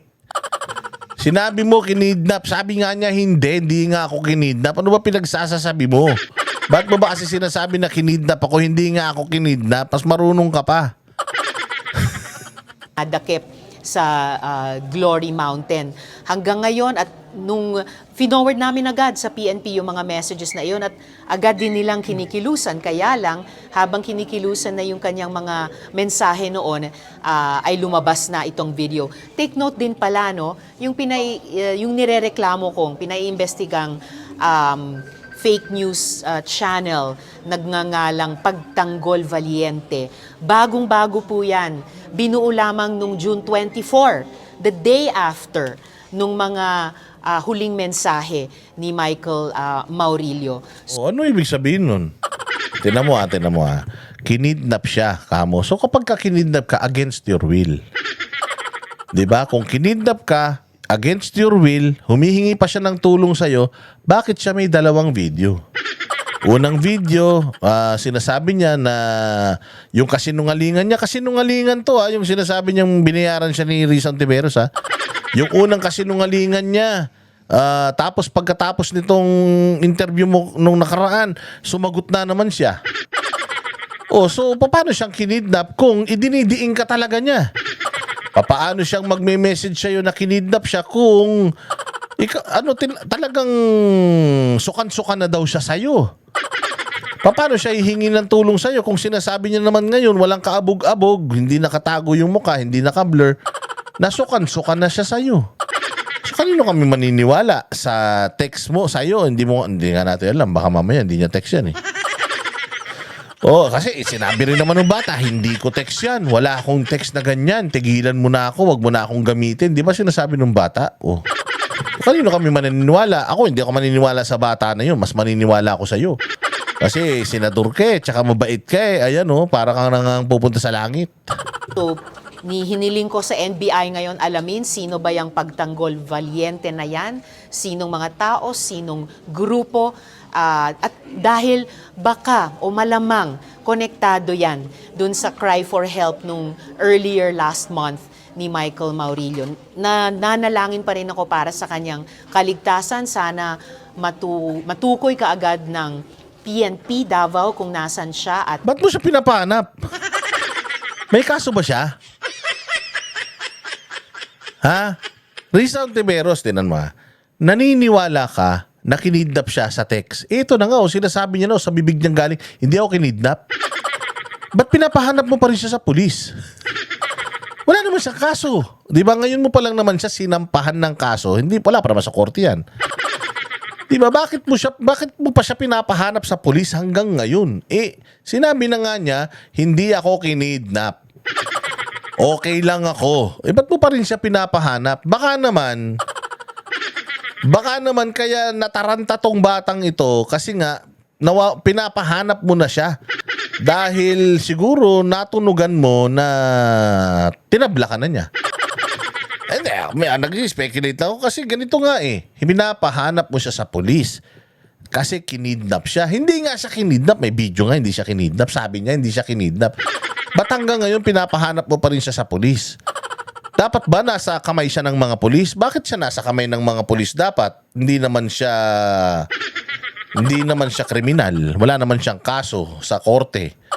Wala naman siyang ninakaw, pinatay, wala naman siyang iniskam. Bakit pinapahanap mo siya sa pulis? O baka naman pinapahanap mo na talaga siya sa pulis noon. Kaya nagsalita na itong bata dahil ginagamit mo na yung pulis para hanapin siya. Baka umayaw na siya, tumakbo na siya, tumalon na siya. Tapos nung malaman-laman niya na pinapahunting mo siya, kaya natakot siya sa buhay niya, nagsalita na siya ngayon. Hindi ba? Baka ganun. Kasi nandiyan na yung tao, sinasabi hindi kinidnap Tapos pinipilit mo pa rin na kinidnap, pinapahanap mo pa rin sa pulis. Ba't mo siya pinapahanap sa pulis? Hindi, di ba? Ang hinahanap ng pulis, unang-una sa lahat, kriminal. May warrant of arrest. May warrant of arrest ba siya? Criminal ba siya? Ba't siya hinahanap ng pulis? So, ano to? Risa, anong ginagawa mo? Nagtatanong lang kami nagtatanong. Baka magalit ka na naman. Tinatanong ko lang, pwede mo sabihin, hindi nga boss, Dada, tanga ka talaga. Kaya ko siya pinapahanap sa pulis. Kasi mga kamag-anak niya yung mga pulis na yun. Hinahanap siya, matagal siya, hindi umuwi ng bahay. Mga ganyan, di ba? Nak ng tinapay mailigtas, pero gayong paman, kailangan paano mo siya ililigtas? Ayaw nga sa'yo. Gusto nga niyang maligtas siya sa'yo. Sabi nga niya, sukan-sukan na ako sa'yo. Ayoko nang magpagamit sa'yo. Gusto niya nang maligtas from you. Bakit mo pa siya ililigtas? Anak ng tinapay naman talaga. Ang gulo-gulo mo naman. Galit ka sa kanya, tapos ililigtas mo siya. Ililigtas mo siya saan? Hindi nga siya hawak ng kung sino man. Sabi nga niya, lalabanan ka daw niya at hindi daw siya aatras sa'yo. Sakit ng ulo ni Risa. na niyang magpaliwanag at managot kung bakit siya nagsisinungaling sa mga video na ito. Sen, do you believe in the theory na maaaring yun nga kinidnap po si Michael Maurilio? His statement was not on his own volition at siya po ay in grave danger? Kung kinidnap talaga si Michael Maurilio at dahil doon ay kung nasa matinding panganib siya ngayon. May matinding panganib ba na ganun? Lahat ng statement mo sinasagot niya. Meron nga bang kinidnap na ganun? Na nagsasalita at galit na galit sa'yo? Walang kinidnap na ganun. Ayan na nga, sinasabi na nga nung tao hindi siya kinidnap. Ba't pa pinipilit nyo pa rin na kinidnap? Walang Diyo naman talaga All the more, sana ay mapasakamay na siya ng PNP para sa Mapasakamay ng PNP, wala man siyang kaso. Ay, naku, hindi alam ni Risa yung Wala kasi nag-aabot kay Risa ngayon ng index card Wala kasi yung abogado niya ngayon nagbibigay sa kanya ng mga impormasyon, yung pagka nagpi-privilege speech yan, bagal-bagal niya magbasa, yung pala inaantay niya sa GC nila. Yung mga sasabihin niya, di ba? Walang due naman, no? Pagka talaga si Risa, walang kodigo, o nahahalata, o mahina. Mailigtas sa anumang panganib na maaring pinaglalagyan niya at para din pwede siyang maimbestiga ng NBI batay dito sa reklamo ko at maging bahagi siya ng pagbuo ng kwento. Sino ba ang nasa likod nitong kampanyang ito ng pagsisinungaling, fake news? Ikaw. Ikaw nagsimula niyan eh. Tao mo yan eh. Di ba? Senate inquiry mo yan eh. Sabi ko nga sa iyo, regardless kung nagsisinungaling siya ngayon o before, ibig sabihin sinungaling itong tao na to. At kung sinungaling itong tao na to, dapat hindi siya pinagtitiwalaan. At kung hindi siya pinagtitiwalaan, dapat lahat ng mga testimonyang sinabi niya nung una, dapat lahat yan wala na. Wala nang bisa. Bakit? Kasi sinungaling katulad ng sinasabi mo. Di ba? Oh. Witness tampering. Witness tampering. Napapikit siya, oh. Napapikit siya doon sa witness tampering. Ikaw may kasong ganun eh. Di ba? Ikaw yung kinasuhan ng ganyan. Pinakita pa nga ni Topacio yun. Ba't hinahamon nga ni Topacio? Ba't di mo dinimanda si Topacio? Oh, natatakot ka bang may ilalabas si Topacio na ano? Ba't pag mga maliliit na tao, kayang-kayanan nyo lang? Pero pag kayong mga malalaking tao, mga abogado rin na kayang ipagtanggol yung mga sarili nila, ba't hindi nyo kasuhan? Ha? At saka psychological warfare. Do you think it's also appropriate that the government or Senate on their part gumawa po ng action para ma-rescue nga po ito kasi parang life is in danger po? Well, ang Senado, dahil kami po ay legislative body, hindi po namin mandato o kakayahan mag-rescue ng mga kababayan nating nasa panganib. Kaya nga po yung... Wala, nasa panganib. Sinasabi nga niya, wala siya sa panganib. O eto, tingnan niyo si Risa, kapag hindi siya, tingnan niyo si Risa kapag wala siyang index card. Kailan po, ma'am, hanggang kailan lang po under your protection si Michael? Kasi di ba na-kidnap? So ibig sabihin wala na siya under your custody? O, di ba? Paano makikidnap yun? Paano makikidnap? Under your custody. Tingnan mo sabi ko nga sa inyo eh. Minsan nauhuli mo yung tao sa sarili niyang mga pagkakamali. Tinanong siya, kailan po ba nasa huling pangangalaga nyo si Michael Maurilio? Papaano po siya makikidnap ng KOJC? Okay, ang sabi ni Maurilio, nandoon siya sa kondo mo nakatira. Tapos, after how many years? 2 years, buong 2025, nilipat siya sa isang safe house. So yung safe house na yun, kayo lang nakakaalam. Papaanong na-trace siya ng KOJC doon at nakidnap siya from Witness Protection Program. O kung halimbawa man, let's say for example, yung Witness Protection Program or safe house, netong mga assets nyo na ito o itong mga testigo nyo na to ay within the premises of the Senate, papaano siya nakidnap lalo ng Kingdom of Jesus Christ kung nandiyan siya sa loob ng Senado? The question lang kasi sabi mo kinidnap di ba? Sabi mo kinidnap Oh, so saan siya nanggaling? Nasaan ba siya nakatira? Paano siyang makikidnap, di ba? So yun ang tanong sa kanya, ma'am, kailan ba siya huling nasa pangangalaga nyo? Oo, para makidnap siya. O, tanong mo, nataranta to. Hanggang kailan lang po under your protection si Michael? Kasi di ba na-kidnap? So ibig sabihin wala na siya under your custody? Patay. Hanggang kailan ba? O, wala na. Pucha, wala na. Wala na. Oh, di ba? Oo, di ba? Nakita mo. Wala na. Hindi niyo na masagot. Pumikit na. Oh, putang na yung index card. Ibigay niyo na yung index card. Walang index card. Walang message sa cellphone. Patay. Oh, so hanggang kailan? Tinan niyo yung style. Tinan niyo yung style. Pag pag adjourned na yung investigasyon, Ba't hindi ka sigurado? Kanina, sigurado ka. Nag-message sa'yo, nag-email sa'yo, humihingi ng pangbiling laptop, nag-message ng help. Sigurado ka dun Pero dito sa tanong, which is very legitimate and a good question, ma'am, kailan mo siya huling nakita o kailan, di ba nasa witness protection program siya?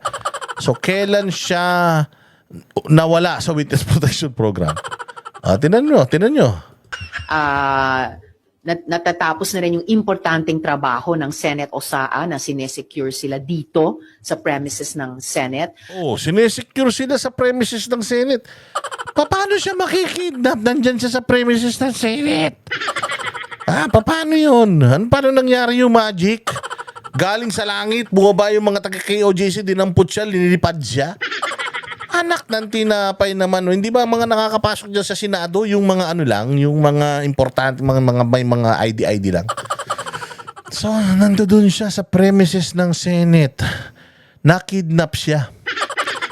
Siya Senate security. Medyo, medyo delikado to. Nakikidnapan kayo. Di ba? Ulitin natin. Your protection si Michael kasi 'di ba na-kidnap. So ibig sabihin wala na siya under your custody. Hanggang kailan? Patay. Pag adjourned na yung investigasyon, natatapos na rin yung importanteng trabaho ng Senate OSAA na sinesecure sila dito sa premises ng Senate. Hindi ko maubos pasalamatan yung mga civil Hindi society. ka dapat magpasalamat. Tinatanong ka. Anong di ko lubos mapasalamatan? Tinanong ka, ma'am, di ba nasa protection nyo sila? Papaano po siya nakidnap? Nasa protection nyo sila. Hanggang kailan nyo ba sila pinoproteksyonan? Yun ang tanong. Bakit magpapasalamat ka? Ulit. Pag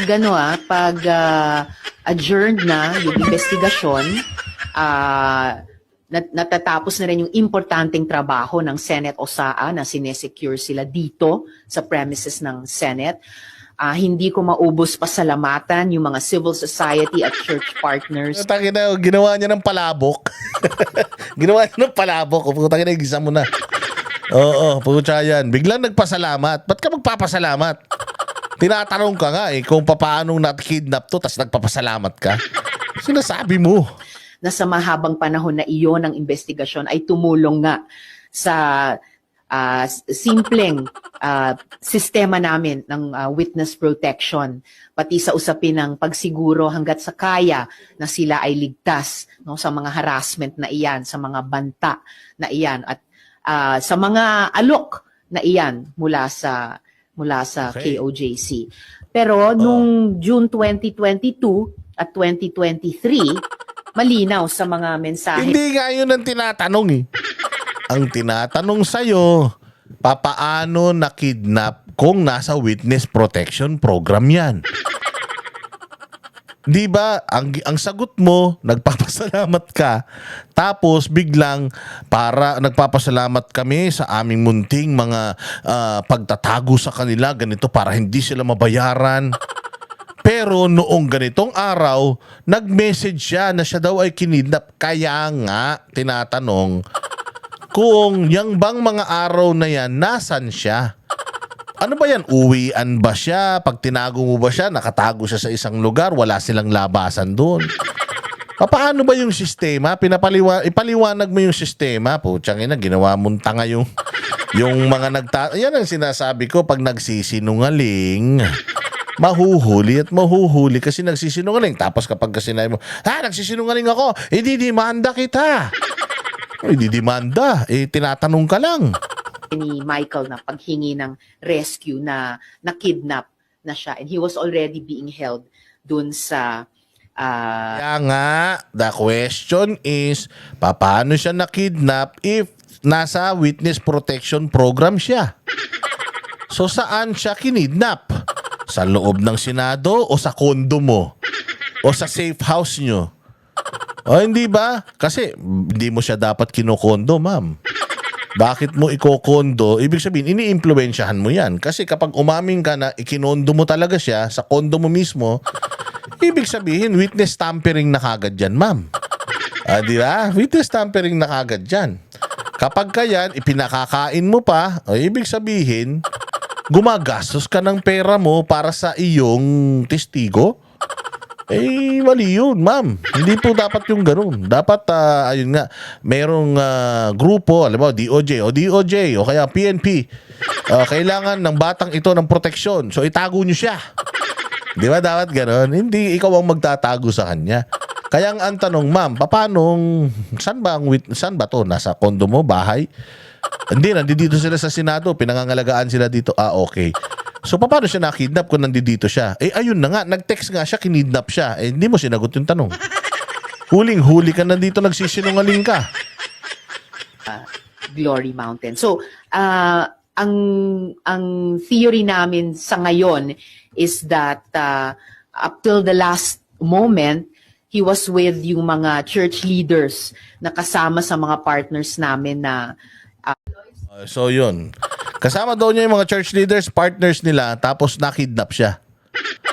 So, ano ba yun? Paano? Wala ka man lang kilala doon sa mga church leaders, partners na nakakita na kinidnap siya, ganon? Ay, nako, Risa. Sana makalusot ka dito sa dilubyong kinaharap mo. Sabi ko nga sa iyo, sometimes ang multo natin ay minsan yung mga multong ginagawa natin, yan yung mga bumabalik para i-hunt tayo. Oh, di ba? Naku, haba-haba na naman itong vlog natin. Ang dal-dal mo talaga, Boss Dada. Pero sana nagustuhan nyo yung ating presentasyon ngayon. Again, huwag kayong maniniwala sa akin. Huwag nyo akong i-quote. Huwag kayong nagpapaniwala sa mga pinagsasabi ko dahil lahat ng mga sinasabi ko ay kabalbalan lamang. Walang katotohanan. Lahat ng ito ay for entertainment purposes only. Oh, so, di bali nang idemanda nyo na si Banat Bay, wag lang ako.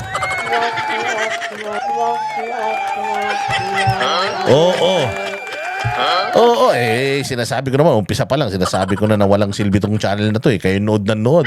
Pero maraming salamat sa mga nanonood, gusto ma-entertain at gustong sumaya ang buhay. Naway mapasaya kayo at napasaya na naman kayo ni Boss Dada. Mabuhay kayo, magkita-kita po tayo ulit sa susunod na vlog. Bukas may maganda tayong pag-uusapan.